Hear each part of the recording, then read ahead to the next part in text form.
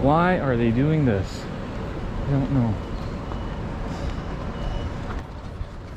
All right, let's do a walk and talk. A couple weeks ago, or last Friday, I posted a video asking you guys what you want to know about living in China. What was it like? We had a couple of comments. Number one was go take a look at the toilets. I was like, okay, sure, at some point I can do that. And the other person posted was asking about the safety of living in China. And I made a comment, I responded to it, saying that in general, yeah, it's pretty safe to live here in China. I guess it really comes down to what you mean by safe. Walking down the street, I don't have fears of people shooting me or knifing me or drug addicts or anything like that. So the streets in that sense are pretty clean. Now, I am currently recording a vlog. I'm using my GoPro at the moment. And the biggest concern for me right now would be, well, a couple things. Number one, cars. And then number two, bikes. So not just the push bikes, like these yellow ones, these share bikes that I showed you before, but also the electronic bikes, or the delivery guys who come ripping down the street on the way to deliver their YMI, their takeouts. And they're in a rush because they have a 30-minute deadline to get some of these things done. As a result, they can't, and not only that, here in Beijing, unlike in other cities in China, they're not allowed on the sidewalk, so they have to stay on the certain path. As a result, they just rip down these places. They don't honk anymore. They used to, but they don't anymore. And those are the people that you have to watch out for. So in terms of safety, walking around, doing whatever, most people are going to leave you alone. My comment to this person on YouTube was that the biggest, I guess, threat, and it's not really so much a threat to your safety, is what would you say, an invasion of your privacy? I guess in North America you would say that, possibly in Europe, in China, and in Asia, in many parts of the world.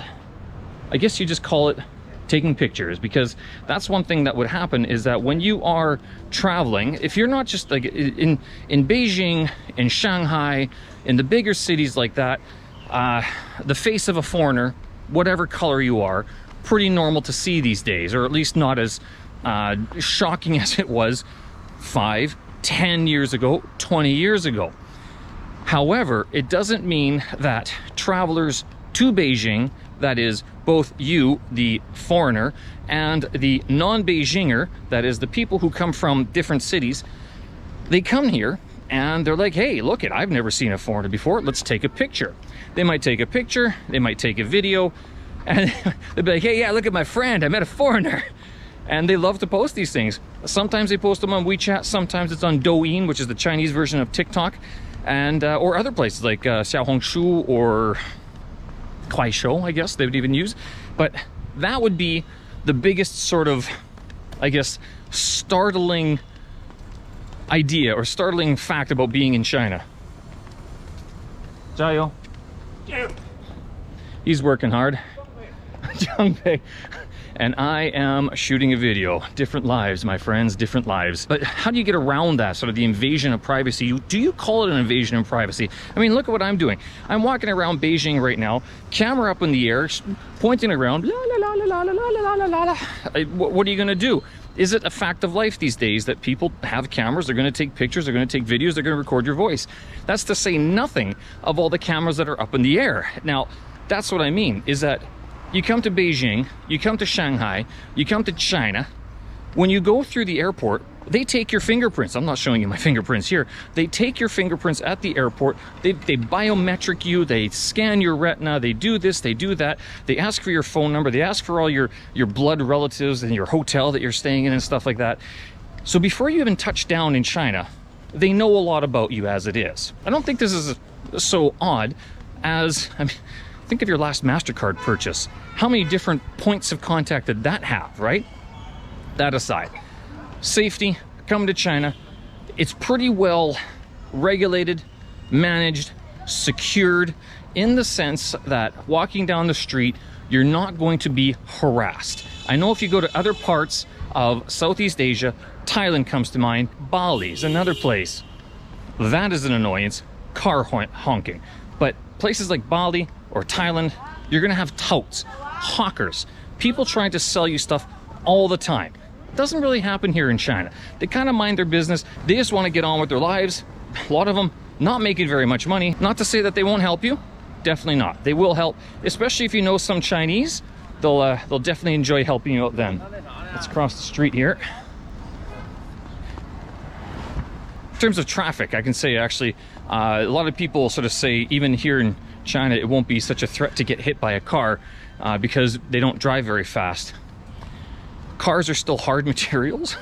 Your body is not. And when you get hit by a car, not that I have, thank goodness, pay. When you get hit by a car and land on the concrete, it's amazing how unforgiving these things are. So you do have to watch for traffic. In terms of cameras and everything, it's not going to be the cameras in the sky, the eyes in the sky. It's going to be the eyes looking at you while you're walking around, shooting your vlog, shooting your little TikToks and Douyin and Kwai shows and YouTubes and all that stuff. That's where people are going to look at you and go, let's take a picture of the foreigner because ain't that cool. Maybe I'll be famous on YouTube land. Right? Not right? One of the other issues that you'll encounter when you come to China, to Beijing, any part of it, is that you're going to meet a lot of Chinese people who actually know just enough English to get themselves in trouble. And so what do I mean by that?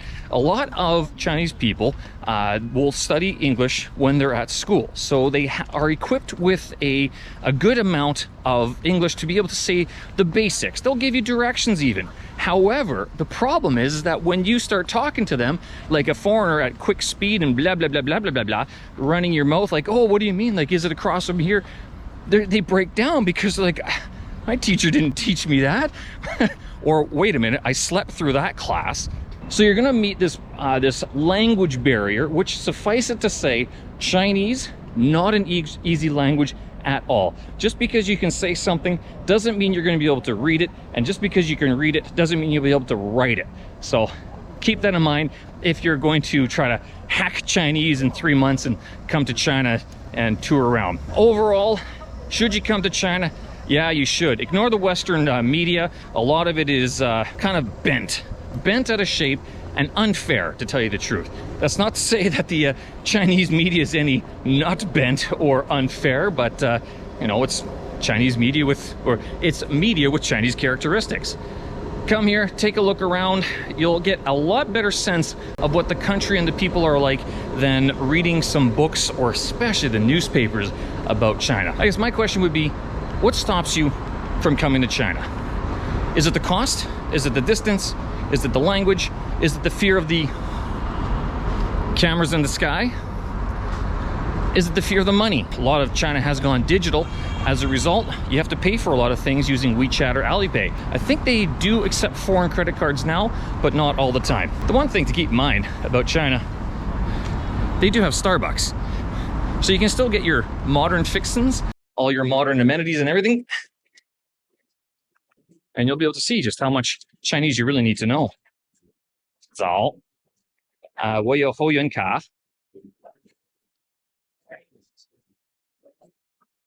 在哪儿？我的星巴克会员卡。连麦了。叫了杯美式咖啡，冰的。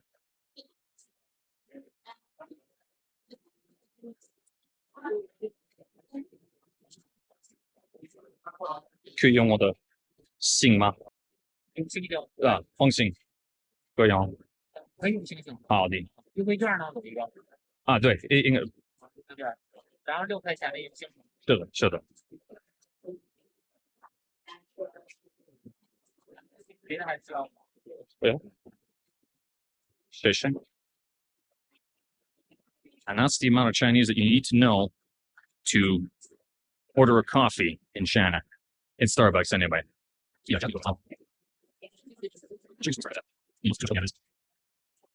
oof, yes, Shay.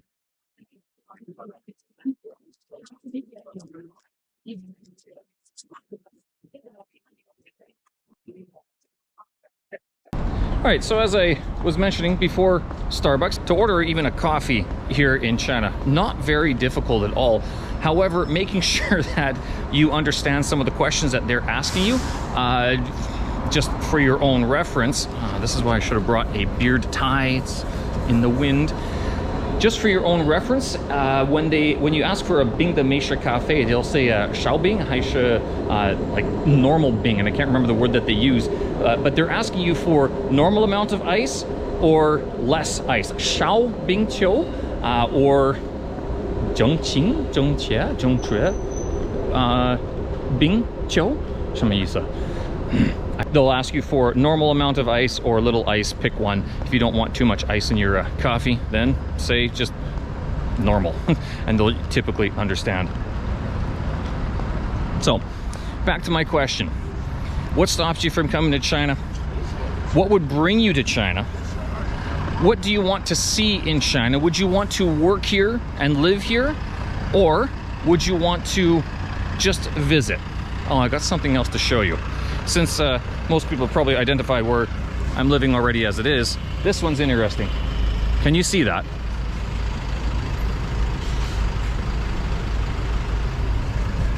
I have lived here for 8 years, and I just noticed that 3 weeks ago. How did I miss that for 8 years? It's even during the coronavirus pandemic. Do you want to come here to live and work? Do you want to travel? Do you want to meet the locals? Of course you do, but what kind of locals do you want to meet? And by that I mean, are you willing to meet like the people from outside of Beijing who don't know English very well? Or would you be happy to meet the people who do speak English? And keep in mind, if someone who knows English enough to converse with you, you see how these guys rip by? Look at that, fast. So if someone knows enough English to converse with you and to get all your sort of nuanced jokes, they might be a little bit wary of telling you the real truth of China, because who wants to talk about, you know, sort of the downsides of living in a place? Every country has it. Canada, United States, Britain, they all do. So why would you want to come here and start asking a bunch of questions where you're like, well, what about this? What about this? What answer would make you happy? What answer would be suffice it to say that, yeah, the country has its problems, doesn't mean it's a bad place to live in. All that being said, how long would you want to be here for? I've been here for almost 10 years. I'm almost considered a granddad in some expat circles. But that being said, would I leave just yet? Not yet. Am I done learning Chinese? No. What would it take for me to leave? Maybe more money? Even though, I'll tell you, the one thing that sort of kept me even throughout the pandemic, I will take a walk by the Huoguo places. Even during the pandemic, I was just simply like, I don't want to look for a new job, and I don't want to move apartments. So, in case you're wondering, Steve, why are you still living in China after so long? That's a big part of it, to tell you the truth. I will take a walk past these Huoguo Difang, Huoguo Canting, and I'll show you. These things actually swap out quite a bit. The one thing about opening a business here in Beijing, I'm told, so these are the Huoguo areas.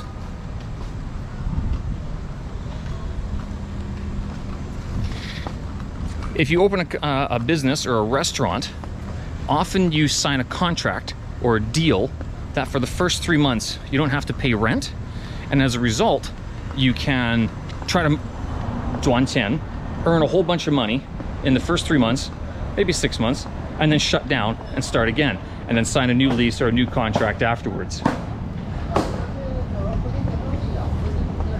I'll show you the breakfast place that I normally go to. These guys, so this is where I normally come to get my youtiao and jidan in the morning. It is now, it's not a breakfast place. It is now a, well, this type of bread that guo shan liu. I'm not sure how to translate that. Dongbei, so it's a dongbei zhi, 什么的饼一色一卷. I don't know, beyond me. Anyway, so that's, they serve that type of meal, those types of foods in at lunchtime. The one good thing about shutting down the restaurants every 3 months is that they tend to change just a little bit, but enough that you're like, hey, I can try something new. But even though a lot of it's still same, not too different. All right, I hope that gives you a little bit of an inside look of what it's like to live here in China, in Beijing. Let's keep this in mind. I'm in Beijing. although I am in China, living in Beijing, especially in the neighborhood that I live in, the Shuangjing neighborhood, it's kind of a nice area. A lot of expats and a lot of, not just foreign-friendly areas, but a lot of Western-style eateries and pubs and places like that. Not just for foreigners, for Chinese people who either have lived overseas or want to go live overseas, and they're like, hey, you know, it'd be nice to have something else other than just a bunch of huoguo, cantings or dumpling restaurants.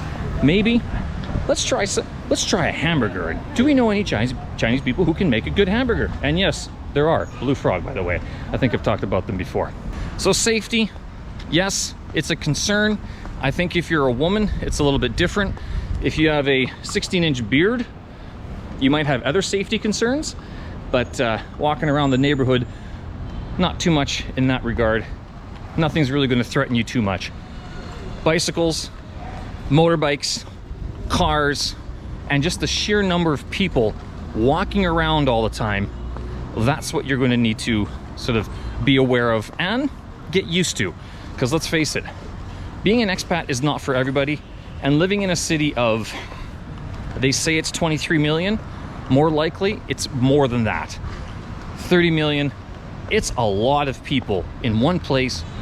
Not a lot of them speak English, and so yeah, there might be 1.2 billion people that speak Chinese. There could be 30 million people around you that speak Chinese, but if you don't know Chinese, are you really talking? Are you connecting with people? But of course, the working man, 工人，早，加油，现在休息一下，好，我也。And that's it. Have any questions? Get in touch. Post them in the comments below. I'll get back to you. If you haven't done so already, subscribe to the channel. I'll post more videos like this. Give this video a like. It tells the YouTube algo to tell other people about it. And I just started a newsletter, so if you don't want to... Yes, I see you. Yes, I see you. I see you. I hear you. This is probably even worse. Drinking coffee, vlogging, and crossing the street all at one time. But that's something that's a skill you're gonna have to pick up when you move to China, when you move to Beijing. Newsletter, started that as well. If you don't want to watch the full-length YouTube video as well, I'm going to be publishing that every week, and hopefully continuing on with a podcast version of that as well. Thanks folks for watching. Again, if you have any questions or concerns, 你好，先生，大家好。大家好，你好，你好，是吧？你好，你好，拍个视频可以不？不是，那啥这个啊？这是哪个国家？你是？再次啊？你在我的国家？我是中国。中国，我是中国。啊？不是我的国家。这是中国吗？真吗？哎呀妈呀，这是中国？哪个国家？不是，他问哪个国家？是，他问哪个国家？是哪个国家？哪个国家？你告诉我的国家，你猜测。猜一猜。猜一猜，对。猜的，拿啥猜去？他也会是长头发也会。大胡子，白脸，比较胖。那是哪个国家？那是美国，不是美国。不是美国。俄罗斯。哎呀妈呀，不是俄罗斯，这是加拿大。我是加拿大人，你是北京人啊？啊，对啊，北京。北京人，真的吗？北京人，北京人。